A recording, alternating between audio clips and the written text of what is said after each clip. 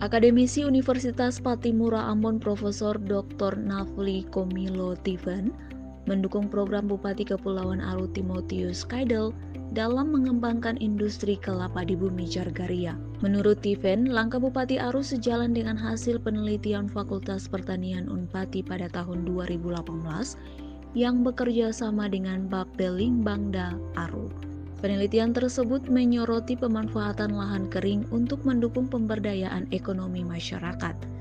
Kabupaten Kepulauan Aru menurut Tiven memiliki sekitar 30% lahan kering dari total lahan kering di Provinsi Maluku. Tepatnya 582.303 hektar atau sekitar 29,38%. Jadi kita melebihi gabungan dari Maluku Barat Daya, Maluku Tenggara Barat dan Kabupaten Maluku Barat Daya, kemudian Maluku Tenggara, Kota Tual dan Maluku Tenggara, dan Buru.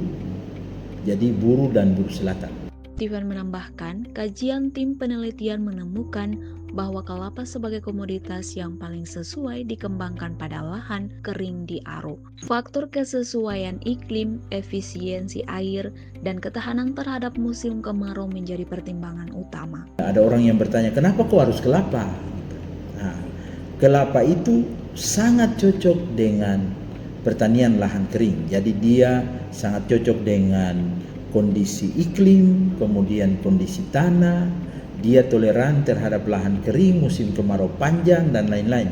Terus dia efisien, sangat efisien dalam penggunaan air, jadi dia tidak perlu irigasi dan lain-lain sebagainya. Selain itu, Tiven menambahkan, kelapa juga punya manfaat lain sebagai tanaman pelindung, yang mana dapat melindungi komoditas pertanian lain yang ditanam di bawahnya. Menurut Tiven, pengembangan industri kelapa dapat menjadi jalan keluar dari masalah kemiskinan yang dihadapi masyarakat Aru. Kemiskinan yang kita punya di Maluku ini bukan kemiskinan pangan ya, tapi kemiskinan uang tunai. Nah, karena itu kelapa ini sudah dari dulu itu sebagai sumber uang tunai, dan pengembangannya kita dorong untuk menjadi sumber uang tunai, sedangkan pangan yang lain misalnya kayak pangan-pangan yang ada di Kabupaten Kepulauan Aru seperti umbi-umbian itu dia menjadi sumber pangan ya, sedangkan kelapa itu sebagai sumber uang tunai. Dengan demikian ada uang tunai, ada makanan gitu. Sehingga pengentasan kemiskinan secara berangsur-angsur itu prosesnya bisa terjadi. Tiven mendukung langkah Bupati Kaidel yang menggagas kembali penanaman kelapa. Kendati demikian, guru besar di Unpati itu mengingatkan agar Pemkab Aru mulai mengelola potensi kelapa yang sudah ada. Untuk menjadikan kelapa sebagai komoditas unggulan, Tiven menyarankan sejumlah langkah strategis. Pertama, membuat kebijakan yang berpihak pada petani, termasuk regulasi zona dan perlindungan tanaman kelapa, serta pengendalian harga. Batas harga tertinggi dan terendah perlu diatur untuk menghindari permainan harga. Kedua, ia menyarankan pemerintah mulai mendorong investasi untuk mengelola produksi kelapa yang sudah ada. Ia menekankan pentingnya membangun infrastruktur seperti pabrik, pergudangan, dan fasilitas pendukung lain agar kelapa tidak terbuang sia-sia. Jadi berdasarkan apa yang kecil yang ada ini kita mulai investasi. Mulai panggil investor, dia mulai garap, kemudian ada fabrikasi, mulai bikin pabrik-pabrik dan lain-lain. Pergudangan, maksudnya supaya kalau harga kelapa turun, digudangkan saja dulu, kan tidak rusak. Lalu mulai ada orang yang menjaga di pergudangan dan lain-lain sebagainya. Ketiga, sambil berjalan, pemerintah juga menyiapkan sumber daya manusia melalui pelatihan-pelatihan, benchmarking, dan studi banding ke daerah yang sudah maju dalam pengelolaan perkebunan kelapa seperti di Sulawesi Utara. Keempat, Tiven juga menyoroti pentingnya membentuk lembaga khusus untuk mengelola kelapa secara komersial seperti BUMD, koperasi, atau kelompok tani. Ia mengingatkan agar pengelolaan tidak ditangani langsung oleh pemerintah. Jangan lagi misalnya pemerintah yang kelola nanti pemerintah. Dia harus dikelola secara komersial. Ada badan tertentu, misalnya ada orang tertentu yang bertugas untuk melakukan urusan-urusan bisnis tentang perkelapaan ini. Kelima, membangun industri pengelolaan kelapa yang zero waste atau ramah lingkungan.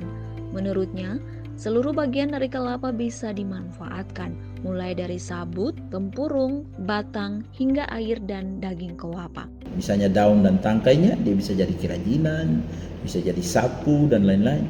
Batang bisa jadi bahan bangunan, sabut bisa jadi sapu, jok, di jok mobil dan lain-lain.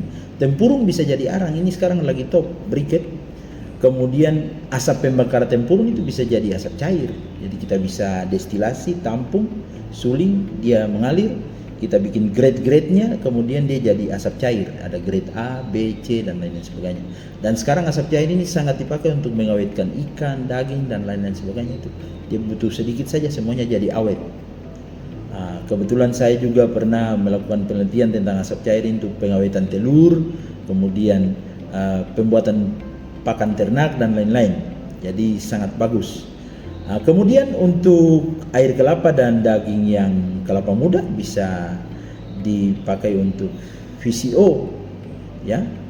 Kemudian nata de coco dan lain-lain sebagainya. Tapi kalau untuk daging yang tua ya otomatis kopra, minyak, mentega dan lain-lain sebagainya. Jadi harus masuk pada zona industrialisasi, jadi hulu ke hilir. Keenam, hal penting lainnya yang perlu dikerjakan adalah menyiapkan pasar.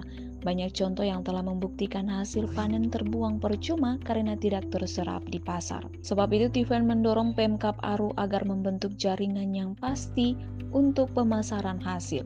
Meski pembangunan infrastruktur penting, Tiffen menekankan peran inisiatif masyarakat dalam peremajaan kelapa.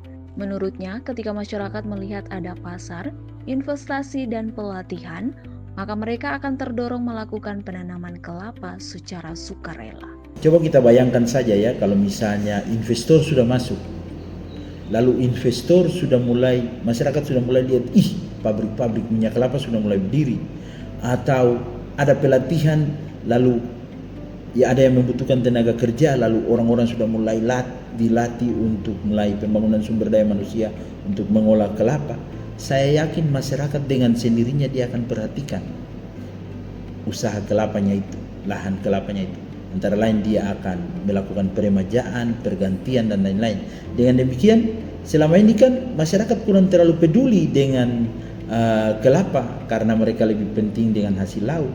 Tapi coba kalau kita sudah perhatikan, sudah ada industri yang mengolah, saya yakin masyarakat dengan sendirinya akan mencari lahan untuk tanam.